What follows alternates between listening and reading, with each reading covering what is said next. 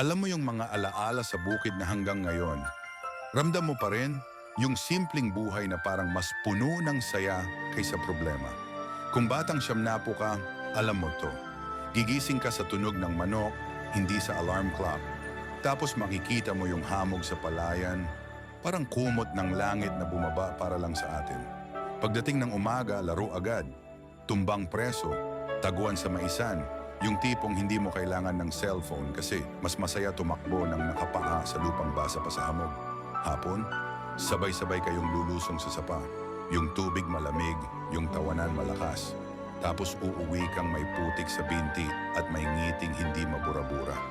Paggabi naman, lahat tahimik. Tanging kuliglig lang ang maririnig. At habang nakahiga ka sa banig, bibilang kayo ng bituin wala pang ilaw ng syudad na kumukontra. Minsan nga naiisip ko, ang ganda talaga ng buhay noon sa bukid. Simple, payapa, puno ng tunay na saya. Walang filter, walang pressure, puro alaala lang na hanggang ngayon hindi kumukupas.